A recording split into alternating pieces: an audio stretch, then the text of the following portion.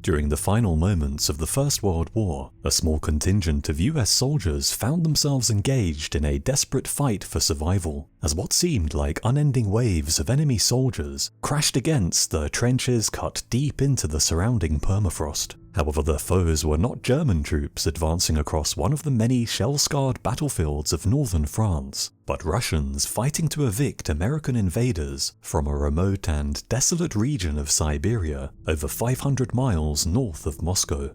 But just why were these American troops fighting against the Red Army on Russian soil in the middle of an Arctic winter?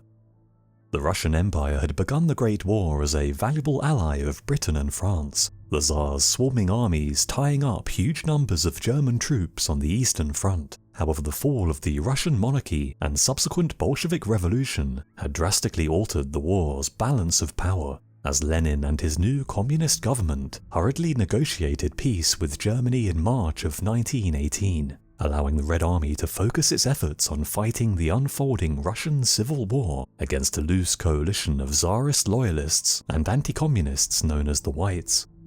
For Britain and France, this peace treaty between Russia and Germany was nothing short of a disaster.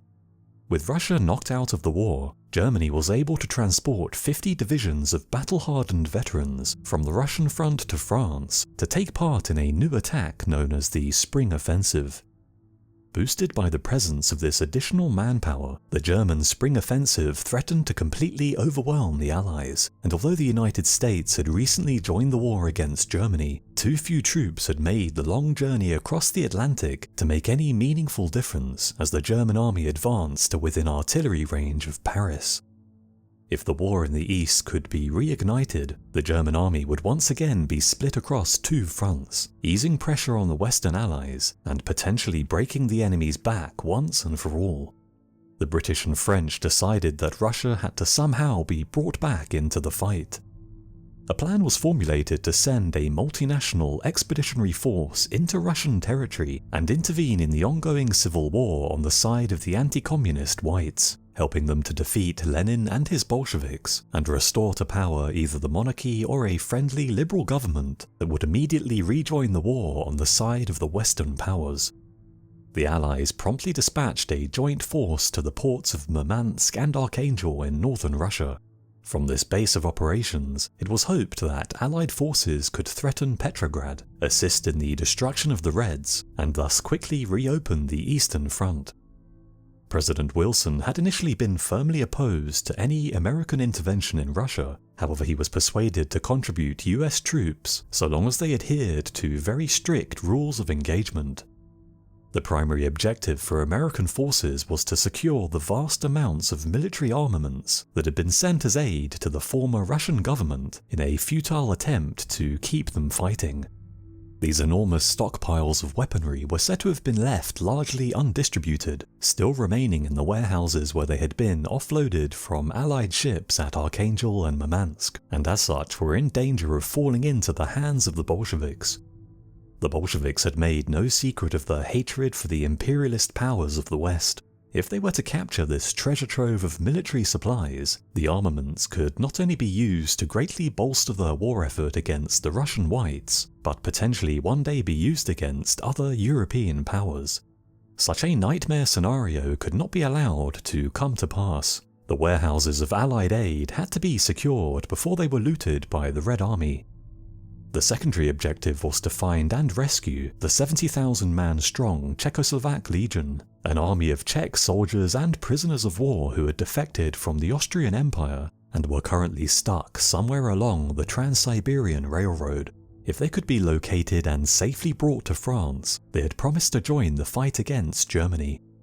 President Wilson made it clear that under no circumstances were any US troops to interfere directly in the Russian Civil War. They were to remain strictly neutral. However, some within the US government secretly hoped that the US and a wider Allied presence might foster a large-scale anti-Bolshevik uprising, allowing the White Russian faction to prevail and ultimately form a democratic government that was friendly to the Western powers.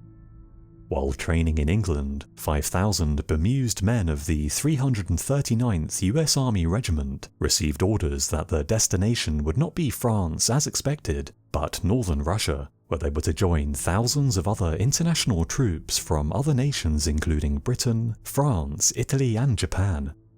After arriving at Archangel in September of 1918, the US troops discovered that the warehouses full of military supplies that they had been sent to secure were now empty. The Bolsheviks had already looted everything of value and evacuated the port. With their primary objective no longer possible to achieve, their sole reason for being in Russia in the first place was gone. However, rather than heading for France to fight Germany as they had originally intended, the US troops were shocked to learn that they would not only be staying in Russia for the foreseeable future, but also directly fighting against the Bolsheviks under the command of a British officer, a man who intended to deploy his new American reinforcements where the fighting was at its thickest. Although no formal declaration of war had been issued, American troops were now fighting and dying in Russia against the Red Army, caught up in a complex web of international geopolitics that they had no understanding of. The British strategy was to use US troops to push hundreds of miles southeast and attempt to rescue the stranded Czech Legion. However, despite winning some early victories, the sheer scale of the country they were moving through began to take its toll on Allied momentum, and over 6 weeks of fierce fighting, the small International Expeditionary Force became pinned down in isolated positions stretched across a 400-mile front. What was supposed to be a strictly defensive, non-interventionist mission for the Americans had now become a small-scale invasion. Fighting a growing Bolshevik army in open warfare, the massively outnumbered American troops quickly became bogged down as winter fast approached, the rapidly declining temperatures damaging equipment and inflicting frostbite and discomfort on the ill-prepared men. As the temperature plummeted, so too did American morale. To make matters even worse, the men increasingly resented having to follow the orders of British officers who seemed to have little concern for their welfare. The US troops were convinced that they were intentionally being thrown into the campaign's fiercest battles, their lives deemed more expendable than the British soldiers, and many began to feel as though they were being used as disposable pawns to further British imperial ambitions, their blood and sweat spent to conquer Russian land and resources for the British Empire under the guise of opening up an eastern front. Some even openly questioned whether the supplies they had been sent to secure even existed in the first place, suspecting that the entire operation was merely a perfidious plan to justify a British-led invasion of northern Russia, the region home to an abundance of lucrative resources. The obvious question remained: how was fighting Bolshevik revolutionaries in the frozen north of Russia helping the war effort against Germany, and why were they still here despite their original objective being null and void? With the American leadership unable or unwilling to provide a clear explanation as to what the US troops' new objective was, the momentum of the campaign vanished, the international intervention force far too small in number to continue its aggressive advance against a Bolshevik army which was growing in strength with each new day, the communist revolutionaries happily exploiting the Western interference in Russian internal affairs to attract vast numbers of new recruits to their cause. President Wilson refused to supply sorely needed reinforcements, instead falsely hoping that the Russian population would rise up in support of the foreign invasion force and join them in the war against the Bolsheviks. When this mass uprising failed to materialize, the US soldiers who would later call themselves the Polar Bears were forced into a purely defensive posture. The idea of linking up with the stranded Czech Legion, marching on Petrograd, and seizing control of the strategically important city, now little more than a pipe dream. It was clear that President Wilson had miscalculated the motivations of his British allies. However, he still refused to withdraw the Polar Bears, fearing that doing so might jeopardize his alliance with Britain and France, and thus hamper the ongoing war effort against Germany, a campaign that was now his main priority. Seemingly abandoned and forgotten by the US government, the Polar Bears faced an uncertain future and dug in as winter approached, a winter which would see temperatures fall to as low as -50 degrees Fahrenheit.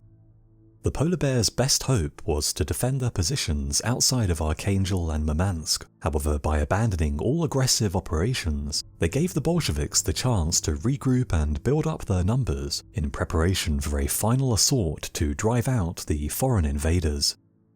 Ironically, on November the 11th, 1918, the day the guns fell silent in France, the Allied Expeditionary Force was almost wiped out by a massive artillery bombardment and Red Army attack that they only just managed to fend off, the offensive dragging on throughout the winter and into 1919, as the polar bears were gradually pushed back towards Archangel, the port they had arrived at just a few months earlier.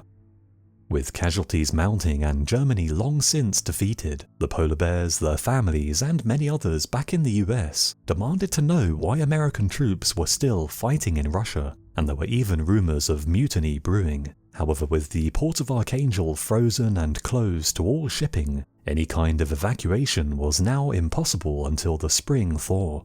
The polar bears were trapped and no longer fighting for any grand geopolitical cause, but simply to stay alive, as the Bolsheviks tried to push them back into the frozen White Sea. With the public backlash against the US intervention in Russia growing by the day, the president was forced to order an evacuation. However, it wouldn't be until June 15th, 1919, that the last American soldier sailed home, the men forced to fight for survival the entire time. The 9-month campaign in Russia had cost as many as 150 American lives and inflicted over 500 casualties, the majority occurring after the war against Germany had already ended. The survivors would later call themselves the Polar Bears and were authorized to wear the special polar bear insignia on their left sleeve. However, the veterans and the public at large still wondered why on earth US soldiers had been sent to fight in Russia in the first place, yet no satisfactory answer from the authorities would ever be provided, with President Warren Harding later calling the expedition a mistake. A year after returning home, the polar bears began lobbying the federal government to fund the retrieval of the remains of at least 125 fallen American soldiers believed to have been buried in northern Russia. However, due to the almost non-existent diplomatic relations between the US and the Soviet Union at the time, it would take several years for the recovery mission to be granted permission. The remains of over 80 fallen American soldiers were eventually identified and returned home, where they were buried with full honors, the majority now interred at the Polar Bear Memorial at Whitechapel Cemetery in Troy, Michigan.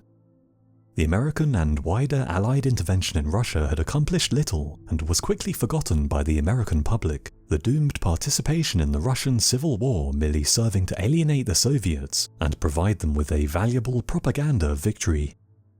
The Soviet government would use the failed foreign intervention in their internal affairs to exaggerate the threat posed by the Western powers, fueling the fear of ordinary Soviet citizens and justifying the need for the Eastern Bloc as a buffer against future invasions from a capitalist West that was portrayed as hostile and bent on imperialist expansion.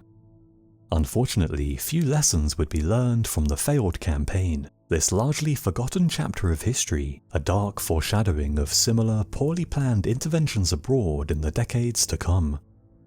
I hope you enjoyed the video. Let me know your thoughts in the comments below, and also please consider checking out my Twitter. I am becoming more active there and posting some original content that's not suitable for YouTube. So thanks for watching, and I hope to see you again soon.